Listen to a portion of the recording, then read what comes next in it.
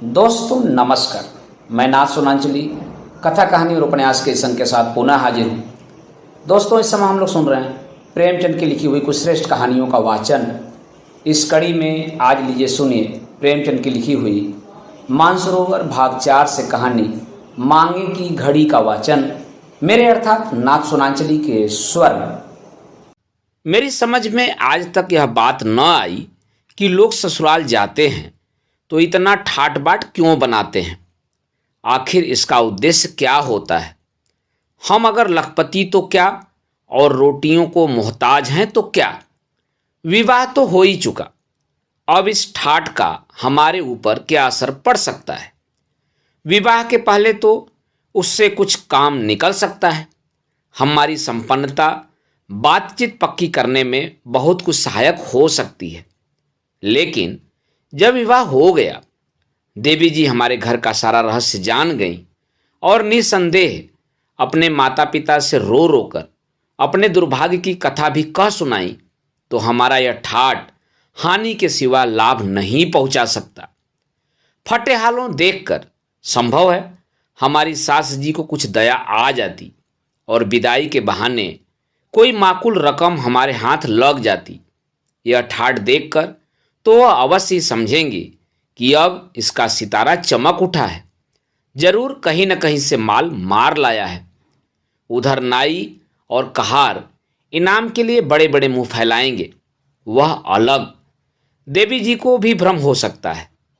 मगर यह सब जानते और समझते हुए मैंने पर साल होली में ससुराल जाने के लिए बड़ी बड़ी तैयारियां की।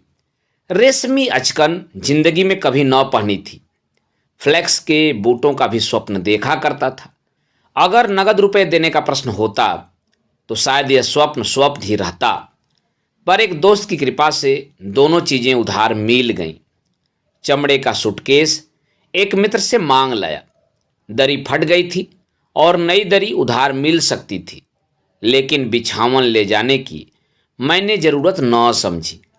अब केवल रिस्टवाच की और कमी थी। यूं तो दोस्तों में कितने ही के पास रिस्टवाच थी।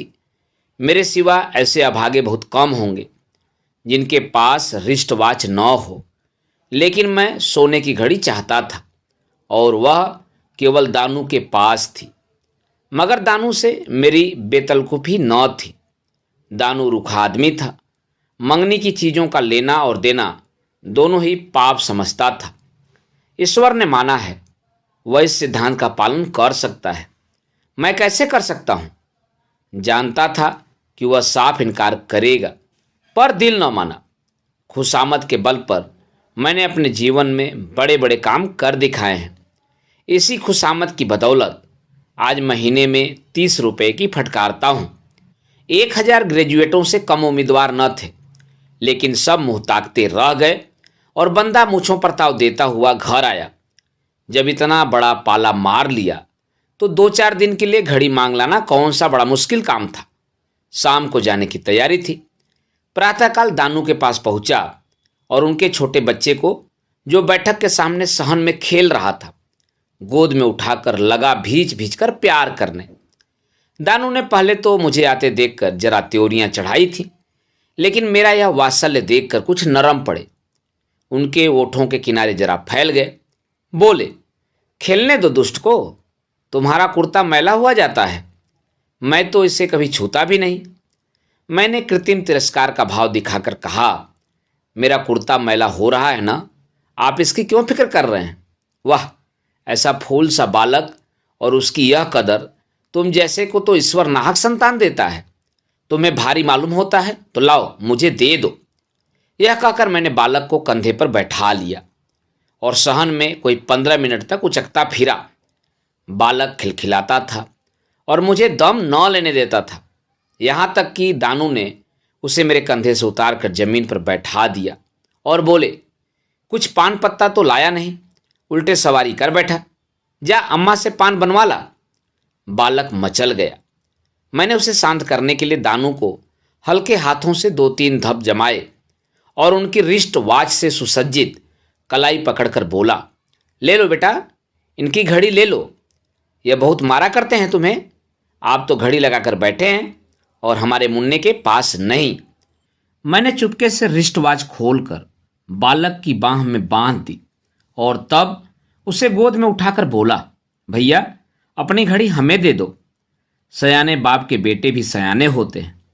बालक ने घड़ी को दूसरे हाथ से छिपाकर कहा, तुमको नहीं देंगे। मगर मैंने अंत में उसे फुसलाकर घड़ी ले ली और अपनी कलाई पर बांध ली। बालक पान लेने चला गया। दानू बाबू अपनी घड़ी के गुणों की प्रशंसा करने लगे। ऐसी सच्ची समय बताने वाली घड़ी आज तक कम से कम मैंने नहीं देखी। मैंने अनुमोदन किया, है भी तो स्विस। दानू, अजी स्विस होने से क्या होता है? लाखों स्विस घड़ियां देख चुका हूं। किसी को सर्दी, किसी को जुकाम, किसी को गठिया, किसी को लकवा। जब देखिए तब अस्पताल में पड़ी हैं। घड़ी की पहचान चाहिए और यह कोई आसान काम नहीं। कुछ लोग समझते हैं बहुत दाम खर्च कर देने से अच्छी घड़ी मिल जाती है। मैं कहता हूं तुम गधे हो। दाम खर्च करने से ईश्वर नहीं मिला करता। ईश्वर मिलता है ज्ञान से और घड़ी भी मिलती है ज्ञान से। फासेट साहब को जानते होगे। बस बंदा ऐसों ही की खोज में रहता है।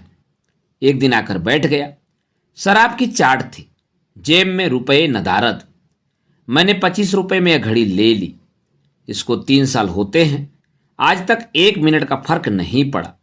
कोई इसके 100 आंकता है, कोई 200, कोई 350, कोई 450। मगर मैं कहता हूं तुम सब गधे हो। 1000 के नीचे ऐसी घड़ी नहीं मिल सकती। पत्थर पर पटक दो तो क्या मजाल की बल भी आए। मैं, तब तो यार एक दिन के लिए मंगनी दे दो, बाहर जाना है, औरों को भी इसकी करामात सुनाऊंगा। दानू, मंगनी तो तुम जानते हो मैं कोई चीज नहीं देता। क्यों नहीं देता? इसकी कथा सुनाने बैठूं तो अलिफ लैला की दास्तान हो जाए। उसका सारांश यह है कि मंगनी में चीज देना मित्रता की जड़ खोदना, मुरव्वत का गला घोटना और अपने घर आग लगाना है। आप बहुत उत्सुक मालूम होते हैं, इसलिए 2-1 घटनाएं सुना ही दूं। आपको फुर्सत है ना? हाँ, आज तो दफ्तर बंद है, तो सुनिए। एक साहब लालटेने मंगनी ले गए। लौटाने आए तो चिमनियां सब टूटी हुई। पूछा, यह आपने क्या किया? तो बोले, जैसी गई थी वैसी आई। यह तो आपने नहीं कहा था कि इनके बदले नई लालटेनें लूंगा। वाह साहब वाह, यह अच्छा रोजगार निकाला। बताइए क्या करता? एक दूसरे महाशय कालीन ले गए, बदले में एक फटी हुई दरी ले आए। पूछा तो बोले, साहब आपको यह दरी मिल भी गई, मैं किसके सामने जाकर रोऊं? मेरी 5 कालीनों का पता नहीं। कोई साहब सब समेट ले गए। बताइए उनसे क्या कहता? तब से मैंने कान पकड़े कि अब किसी के साथ यह व्यवहार ही न करूंगा। सारा शहर मुझे बेमुरव्वत, मक्खी चूस और जाने क्या क्या कहता है, पर मैं परवाह नहीं करता। लेकिन आप बाहर जा रहे हैं और बहुत से आदमियों से आपकी मुलाकात होगी। संभव है कोई इस घड़ी का ग्राहक निकल आए, इसलिए आपके साथ इतनी सख्ती न करूंगा। हाँ, इतनी अवश्य कहूंगा कि मैं इसे निकालना चाहता हूं और आपसे मुझे सहायता मिलने की पूरी उम्मीद है। अब कोई दाम लगाए तो मुझसे आकर कहिएगा। मैं यहां से कलाई पर घड़ी बांध कर चला तो जमीन पर पांव न पड़ते थे। घड़ी मिलने की इतनी खुशी न थी जितनी एक मुड्ढ पर विजय पाने की। कैसा फांसा है बच्चों को। वह समझते थे कि मैं ही बड़ा सयाना हूं। यह नहीं जानते थे कि यहां उनके भी गुरु घंटाल हैं। उसी दिन शाम को मैं ससुराल जा पहुंचा। अब वह गुत्थी खुली कि लोग क्यों ससुराल जाते वक्त इतना ठाठ करते हैं। घर में हलचल पड़ गई। मुझ पर किसी की निगाह न थी। सभी मेरा साज सामान देख रहे थे। कहार पानी लेकर दौड़ा। एक साला मिठाई की तस्तरी लाया, दूसरा पान की। नाइन झाँक कर देख गई और ससुर जी की आंखों में तो ऐसा गर्व झलक रहा था मानो संसार को उनके निर्वाचन कौशल पर सिर झुकाना चाहिए। 30 रुपए महीने का नौकर उस वक्त ऐसी शान से बैठा हुआ था जैसे बड़े बाबू दफ्तर में बैठते हैं। कहार पंखा झल रहा था। नाइन पांव धो रही थी। एक साला बिछावन बिछा रहा था, दूसरा धोती लिए खड़ा था कि मैं पैजामा उतारूं। यह सब इसी ठाठ की करामात थी। रात को देवी जी ने पूछा, सब रुपए उड़ाए कि कुछ बचा भी है? मेरा सारा प्रेमोत्साह शिथिल पड़ गया। न क्षेम, न कुशल, न प्रेम की कोई बातचीत, बस हाय रुपए, हाय रुपए। जी में आया किसी वक्त उठकर चल दूं, लेकिन जब्त कर गया। बोला, मेरी आमदनी जो कुछ है वह तो तुम्हें मालूम ही है। मैं क्या जानूं तुम्हारी क्या आमदनी है? कमाते होगे अपने लिए, मेरे लिए क्या करते हो? तुम्हें तो भगवान ने औरत बनाया होता तो अच्छा होता।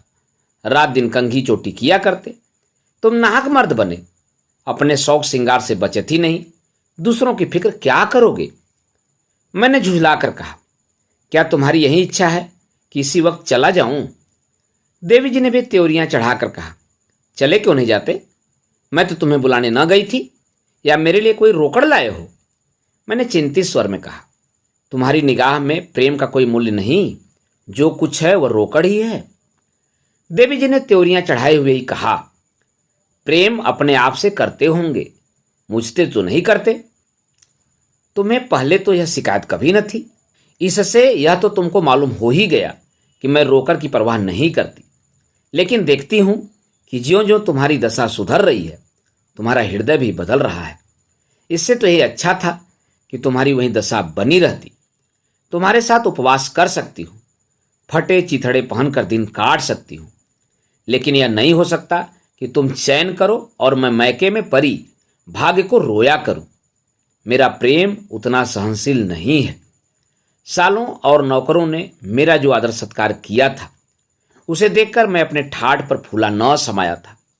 अब यहां मेरी जो अवहेलना हो रही थी, उसे देखकर मैं पछता रहा था कि व्यर्थ यह स्वांग भरा। अगर साधारण कपड़े पहने रोनी सूरत बनाए आता तो बाहर वाले चाहे अनादर ही करते, लेकिन देवी जी तो प्रसन्न रहती। पर अब तो भूल हो गई थी। देवी जी की बातों पर मैंने गौर किया तो मुझे उनसे सहानुभूति हो गई। यदि देवी जी पुरुष होती और मैं उनकी स्त्री, तो क्या मुझे यह किसी तरह सहन होता कि वह तो लैला बनी घूमे और मैं पिंजरे में बंद दाने और पानी को तरसूं? चाहिए यह था कि देवी जी से सारा रहस्य कह सुनाता, पर आत्मगौरव ने इसे किसी तरह स्वीकार न किया। स्वांग भरना सर्वथा अनुचित था, लेकिन पर्दा खोलना भी तो भीषण पाप था।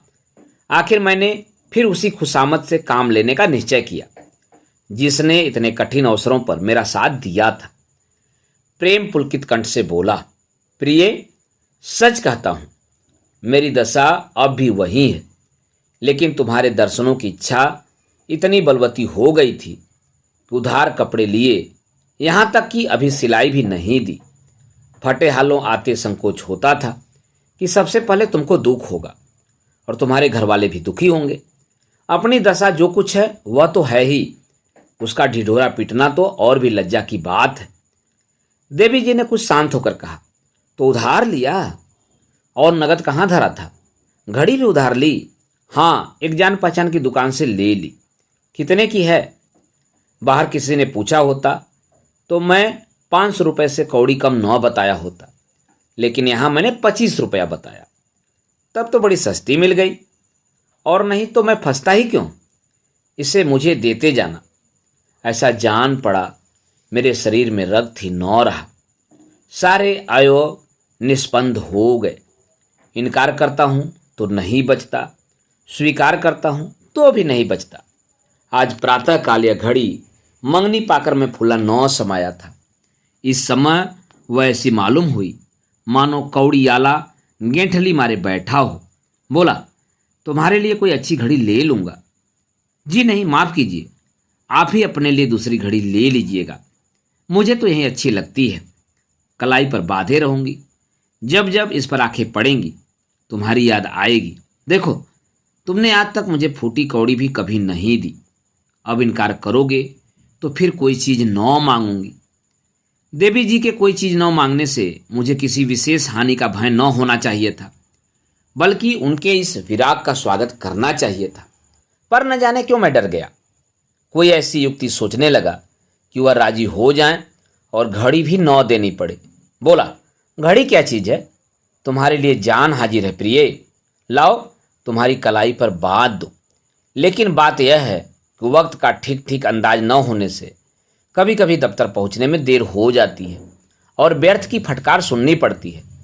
घड़ी तुम्हारी है, किंतु जब तक दूसरी घड़ी न ले लूं, इसे मेरे पास रहने दो। मैं बहुत जल्द कोई सस्ते दामों की घड़ी अपने लिए ले लूंगा और तुम्हारी घड़ी तुम्हारे पास भेज दूंगा। इसमें तो तुम्हें कोई आपत्ति न होगी। देवी जी ने अपनी कलाई पर घड़ी बांधते हुए कहा, राम जाने तुम बड़े चकमेबाज हो, बातें बनाकर काम निकालना चाहते हो। यहाँ ऐसी कच्ची गोलियां नहीं खेली हैं। यहाँ से जाकर 2-4 दिन में दूसरी घड़ी ले लेना। 2-4 दिन जरा सवेरे दफ्तर चले जाना। अब मुझे और कुछ कहने का साहस नहीं हुआ। कलाई से घड़ी के जाते ही हृदय पर चिंता का पहाड़ सा बैठ गया। ससुराल में 2 दिन रहा, पर उदास और चिंतित। दानू बाबू को क्या जवाब दूंगा, यह प्रश्न किसी गुप्त वेदना की भांति चित्त को मसोसता रहा। घर पहुंचकर जब मैंने सजल नेत्र होकर दानू बाबू से कहा, घड़ी तो कहीं खो गई, तो खेद या सहानुभूति का एक शब्द भी मुंह से निकालने के बदले उन्होंने बड़ी निर्दयता से कहा, इसीलिए मैं तुम्हें घड़ी न देता था। आखिर वही हुआ जिसकी मुझे शंका थी। मेरे पास वह घड़ी 3 साल रही, एक दिन भी इधर उधर न हुई। तुमने 3 दिन में वारा न्यारा कर दिया। आखिर कहाँ गए थे? मैं तो डर रहा था कि दानू बाबू न जाने कितनी घुड़कियां सुनाएंगे।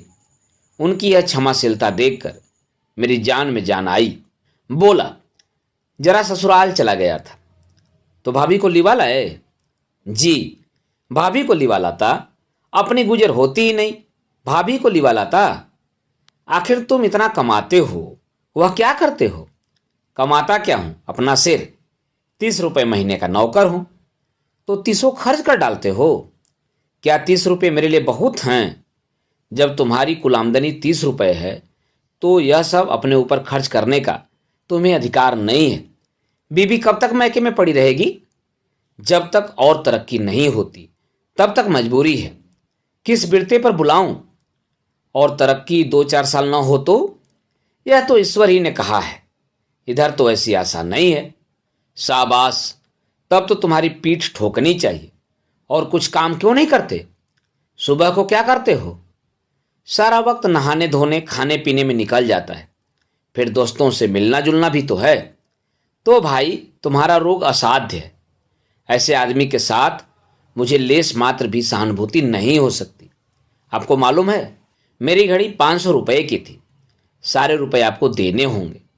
आप अपने वेतन में से 15 रुपया महीना मेरे हवाले रखते जाइए। इस प्रकार 2.5 साल में मेरे रुपए पट जाएं तो खूब जी खोल कर दोस्तों से मिलिएगा। समझ गए ना? मैंने 50 रुपये छोड़ दिए हैं, इससे अधिक रियायत नहीं कर सकता। 15 रुपये में मेरा गुजर कैसे होगा? गुजर तो लोग 5 रुपया में भी करते हैं और 500 रुपया में भी। इसकी ना चलाओ, अपनी सामर्थ्य देख लो। दानू बाबू ने जिस निष्ठुरता से बातें की, उससे मुझे विश्वास हो गया कि अब इनके सामने रोना धोना व्यर्थ है। यह अपनी पूरी रकम लिए बिना न मानेंगे। घड़ी अधिक से अधिक 200 रुपये की थी, लेकिन इससे क्या होता है, उन्होंने तो पहले उसका दाम बता दिया था। अब उस विषय पर मीन में विचार करने का मुझे साहस कैसे हो सकता था? किस्मत ठोक कर घर आया। यह विवाह करने का मजा है। उस वक्त कैसे प्रसन्न थे, मानो चारों पदार्थ मिल जा रहे हैं। अब नानी के नाम की रो। घड़ी का शौक चर्राया था, उसका फल भोगो। न घड़ी बांध कर जाते तो ऐसी कौन सी किरकिरी हुई जाती थी। मगर तब तुम किसकी सुनते थे? देखें 15 रुपये में कैसे गुजर करते हो। 30 रुपया में तो तुम्हारा पूरा ही न पड़ता था। 15 रुपये में तुम क्या भुना लोगे? इतनी चिंताओं में पड़ा हुआ मैं सो गया। भोजन करने की भी सुधि न रही। जरा सुन लीजिए कि 30 रुपये में कैसे गुजर करता था। 20 रुपया तो होटल को देता था, 5 रुपये नाश्ते का खर्च था, और बाकी 5 रुपये में पान, सिगरेट, कपड़े, जूते, सब कुछ। मैं कौन राशि ठाट से रहता था? ऐसी कौन सी फिजूल खर्ची करता था कि अब खर्च में कमी करता? मगर दानू बाबू का कर्ज तो चुकाना ही था। रोकर चुकाता या हंसकर? एक बार जी में आया कि ससुराल में जाकर घड़ी उठा लाऊं, लेकिन दानू बाबू से कह चुका था घड़ी खो गई। अब घड़ी लेकर आऊँगा तो यह मुझे झूठा और लबाड़िया समझेंगे। मगर क्या मैं यह नहीं कह सकता कि मैंने समझा था कि घड़ी खो गई?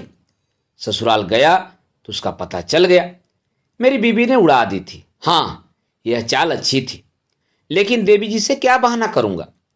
उसे कितना दुख होगा।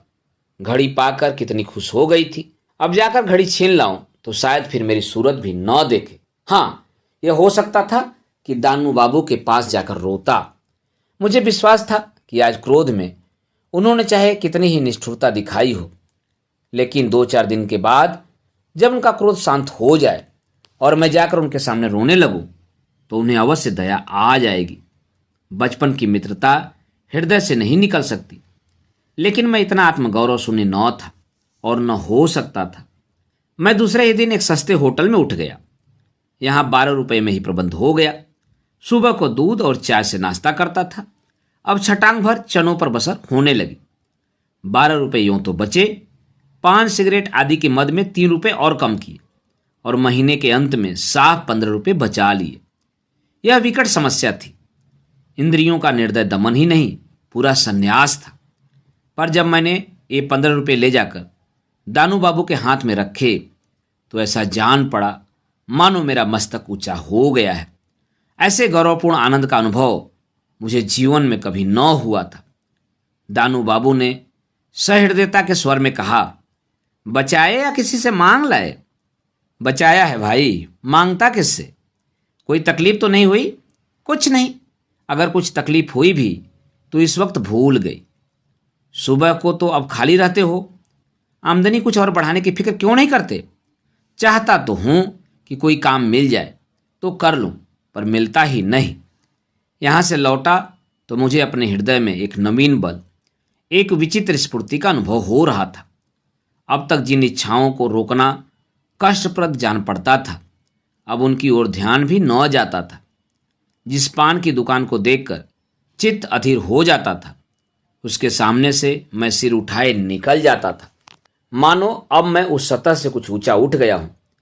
सिगरेट, चाय और चाट, अब इनमें से किसी पर भी चित्त आकर्षित न होता था। प्रातःकाल भीगे हुए चने, दोनों जून रोटी और दाल, बस इसके सिवाय मेरे लिए और सभी चीज़ें त्याज थीं। सबसे बड़ी बात तो यह थी कि मुझे जीवन से विशेष रुचि हो गई थी। मैं जिंदगी से बेजार, मौत के मुंह का शिकार बनने का इच्छुक न था। मुझे ऐसा आभास होता था कि मैं जीवन में कुछ कर सकता हूँ। एक मित्र ने एक दिन मुझसे पान खाने के लिए बड़ा आग्रह किया, पर मैंने न खाया।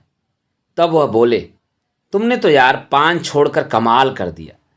मैं अनुमान ही न कर सकता था कि तुम पान छोड़ दोगे। हमें भी कोई तरकीब बताओ। मैंने मुस्कुरा कर कहा, उसकी तरकीब यही है कि पान न खाओ। जी तो नहीं मानता, आप ही मान जाएगा। बिना सिगरेट पिए तो मेरा पेट फूलने लगता है। फूलने दो, आप पिचक जाएगा। अच्छा तो लो, आज मैंने पान सिगरेट छोड़ा, तुम क्या छोड़ोगे? तुम नहीं छोड़ सकते। मैंने उनको उत्तेजित करने के लिए शंका की थी। इसका यथेष्ट प्रभाव पड़ा। वह दृढ़ता से बोले, तुम यदि छोड़ सकते हो तो मैं भी छोड़ सकता हूं। मैं तुमसे किसी बात में कम नहीं हूं। अच्छी बात है, देखूंगा, देख लेना। मैंने इन्हें आज तक पान या सिगरेट का सेवन करते नहीं देखा।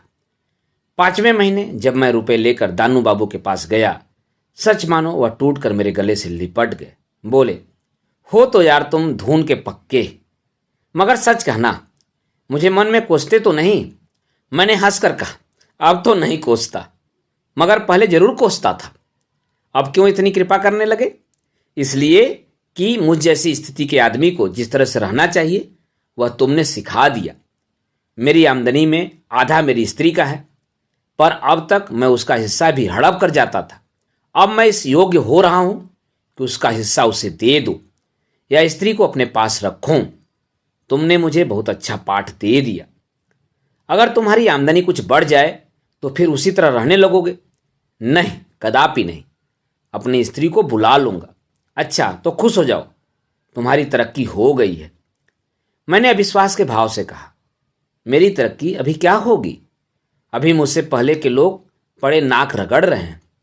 कहता हूं मान जाओ, मुझसे तुम्हारे बड़े बाबू कहते थे, मुझे अभी विश्वास न आया, पर मारे कुतूहल के पेट में चूहे दौड़ रहे थे। उधर दानू बाबू अपने घर गए, इधर मैं बड़े बाबू के घर पहुंचा। बड़े बाबू बैठ अपनी बकरी दूह रहे थे। मुझे देखा तो झेपते हुए बोले, क्या करें भाई, आज ग्वाला नहीं आया, इसीलिए यह बला मेरे गले पड़ी। चलो बैठो। मैं कमरे में जा बैठा। बाबूजी भी कोई आध घंटे के बाद हाथ में गुड़गुड़ी लिए निकले और इधर उधर की बातें करते रहे। आखिर मुझसे न रहा गया, बोला, मैंने सुना है मेरी कुछ तरक्की हो गई है। बड़े बाबू ने प्रसन्न मुख होकर कहा, हाँ भाई, हुई तो है। तुमसे दानू बाबू ने कहा होगा। जी हाँ, अभी कहा है, मगर मेरा नंबर तो अभी नहीं आया। तरक्की कैसे हुई? यह ना पूछो, अफसरों की निगाह चाहिए, नंबर संबर कौन देखता है। लेकिन आखिर मुझे किसकी जगह मिली? अभी कोई तरक्की का मौका भी तो नहीं। कह दिया भाई, अफसर लोग सब कुछ कर सकते हैं। साहब एक दूसरी मत से तुम्हें 15 रुपया महीना देना चाहते हैं। दानू बाबू ने साहब से कहा सुना होगा। किसी दूसरे का हक मारकर तो मुझे रुपए नहीं दिए जा रहे हैं।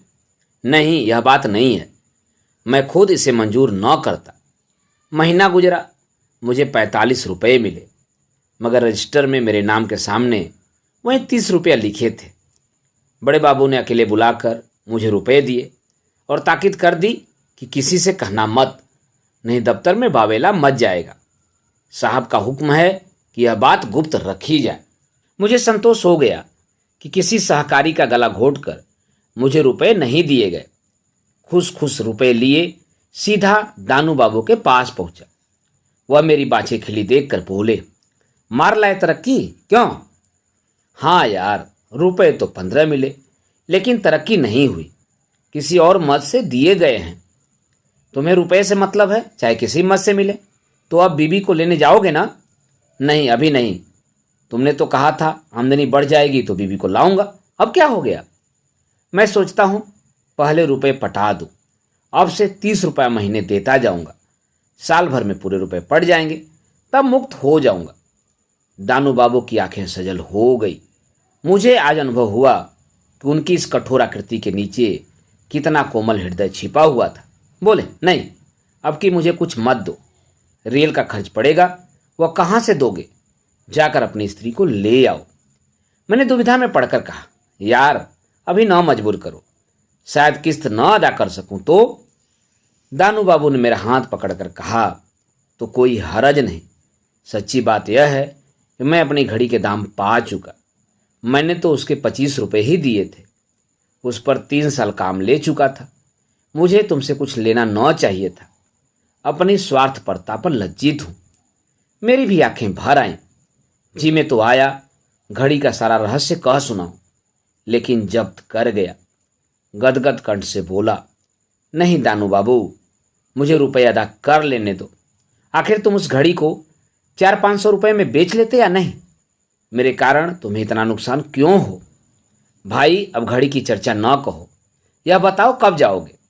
अरे तो पहले रहने का तो ठीक कर लो। तुम जाओ, मैं मकान का प्रबंध कर रखूँगा, मगर मैं 5 रुपये से ज़्यादा किराया न दे सकूँगा। शहर से जरा हटकर मकान सस्ता मिल जाएगा। अच्छी बात है, मैं सब ठीक कर रखूँगा। किस गाड़ी से लौटोगे? यह अभी क्या मालूम, विदाई का मामला है, शायद बने या न बने, या लोग एक आध दिन रोक ही लें। तुम इस झंझट में क्यों पड़ोगे? मैं 2-4 दिन में मकान ठीक करके चला जाऊँगा। जी नहीं, आप आज जाइए और कल आइए। तो उतरूँगा कहाँ? मैं मकान ठीक कर लूँगा। मेरा आदमी तुम्हें स्टेशन पर मिलेगा। मैंने बहुत हिले हवाले किए, पर उस भले आदमी ने एक न सुनी। उसी दिन मुझे ससुराल जाना पड़ा। मुझे ससुराल में 3 दिन लग गए। चौथे दिन पत्नी के साथ चला। जी मैं डर रहा था कि कहीं दानू ने कोई आदमी न भेजा हो तो कहाँ उतरूँगा, कहाँ को जाऊँगा। आज चौथा दिन है। उन्हें इतनी क्या गरज पड़ी है कि बार बार स्टेशन पर अपना आदमी भेजें।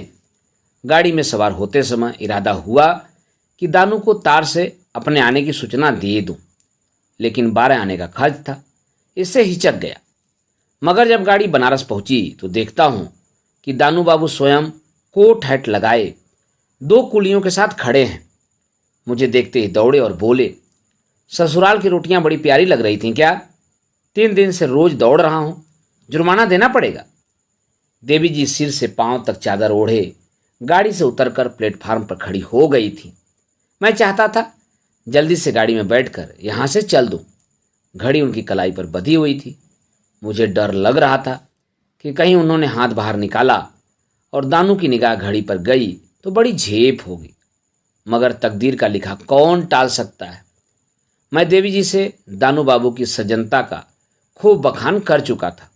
अब जो दानू उसके समीप आकर संदूक उठाने लगे तो देवी जी ने दोनों हाथों से उन्हें नमस्कार किया। दानू ने उनकी कलाई पर घड़ी देख ली। उस वक्त तो क्या बोलते, लेकिन ज्यों ही देवी जी को एक तांगे पर बिठाकर हम दोनों दूसरे तांगे पर बैठकर चले, दानू ने मुस्कुरा कर कहा, क्या घड़ी देवी जी ने छिपा दी थी? मैंने शर्माते हुए कहा, नहीं यार, मैं ही दे आया था। दे क्या आया था? उन्होंने मुझसे छीन ली थी। दानू ने मेरा तिरस्कार करके कहा, तो मुझसे झूठ क्यों बोले? फिर क्या करता? अगर तुमने साफ कह दिया होता तो शायद मैं इतना कमीना नहीं हूं कि तुमसे उसका तवाना वसूल करता। लेकिन खैर, ईश्वर का कोई काम मसहलत से खाली नहीं होता। तुम्हें कुछ दिनों ऐसी तपस्या की जरूरत थी। मकान कहाँ ठीक किया है? वहीं तो चल रहा हूं। क्या तुम्हारे घर के पास ही है? तब तो बड़ा मजा रहेगा। हाँ, मेरे घर से मिला हुआ है, मगर बहुत सस्ता। दानू बाबू के द्वार पर दोनों तांगे रुके। आदमियों ने दौड़ दौड़कर असबाब उतारना शुरू किया। एक क्षण में दानू बाबू की देवी जी घर से बाहर निकलकर तागे के पास आईं और पत्नी जी को साथ ले गईं। मालूम होता था यह सारी बातें पहले ही से सधी बधी थी। मैंने कहा, तो यह कहो कि हम तुम्हारे बिना बुलाए मेहमान हैं। अब तुम अपनी मर्जी का कोई मकान ढूंढ लेना। 10-5 दिन तो यहाँ रहो। लेकिन मुझे यह जबरदस्ती की मेहमानी अच्छी न लगी। मैंने तीसरे ही दिन एक मकान तलाश कर लिया। विदा होते समय दानू ने 100 रुपये लाकर मेरे सामने रख दिए और कहा, यह तुम्हारी अमानत है, लेते जाओ। मैंने विस्मय से पूछा, मेरी अमानत कैसी? दानू ने कहा, 15 रुपये के हिसाब से 6 महीने के 90 रुपये हुए और 10 रुपये सूद। मुझे दानू की यह सज्जनता बोझ के समान लगी। बोला, तो तुम घड़ी ले लेना चाहते हो? फिर घड़ी का जिक्र किया तुमने, उसका नाम मत लो। तुम मुझे चारों ओर से दबाना चाहते हो। हाँ, दबाना चाहता हूँ। फिर तुम्हें आदमी बना देना चाहता हूँ। नहीं तो उम्र भर तुम यहाँ होटल की रोटियाँ तोड़ते और तुम्हारी देवी जी वहाँ बैठी तुम्हारे नाम को रोती। कैसी शिक्षा दी है, इसका एहसान तो न मानोगे। यूँ कहो तो आप मेरे गुरु बने हुए थे। जी हाँ, ऐसे गुरु की तुम्हें ज़रूरत थी। मुझे विवश होकर घड़ी का जिक्र करना पड़ा। डरते डरते बोला, तो भाई घड़ी, फिर तुमने घड़ी का नाम लिया। तुम खुद मुझे मजबूर कर रहे हो। वह मेरी ओर से भावज को उपहार है और ये 100 रुपया मुझे उपहार मिले हैं। जी हाँ, यह इम्तहान में पास होने का इनाम है। तब तो डबल उपहार लिया है। तुम्हारी तकदीर ही अच्छी है, क्या करूं? मैं रुपए यूं न लेता था, पर दानू ने मेरी जेब में डाल दिए, लेने पड़े। इन्हें मैंने सेविंग बैंक में जमा कर दिया। 10 रुपया महीने पर मकान लिया। 30 रुपया महीने खर्च करता था। 5 रुपया बचने लगे।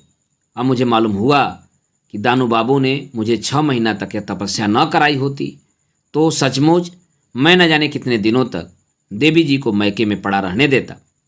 उसी तपस्या की बरकत थी कि आराम से जिंदगी कट रही थी। ऊपर से कुछ न कुछ जना होता जाता था। मगर घड़ी का किस्सा मैंने आज तक देवी जी से नहीं कहा। 5वें महीने में मेरी तरक्की का नंबर आया। तरक्की का परवाना मिला। मैं सोच रहा था कि देखूं अब की दूसरी मद वाले 15 रुपये मिलते हैं या नहीं। पहली तारीख को वेतन मिला, वहीं 45 रुपया। मैं एक क्षण खड़ा रहा कि शायद बड़े बाबू दूसरी मद वाले रुपये भी दें। जब और लोग अपने अपने वेतन लेकर चले गए तो बड़े बाबू बोले, क्या अभी लालच घिरे हुए है? अब और कुछ ना मिलेगा? मैंने लज्जित होकर कहा, जी नहीं, इस ख्याल से नहीं खड़ा हूँ। साहब ने इतने दिनों तक परवरिश की, यह क्या थोड़ा है? मगर कम से कम इतना तो बता दीजिए कि किस मद से यह रुपया दिया जाता था।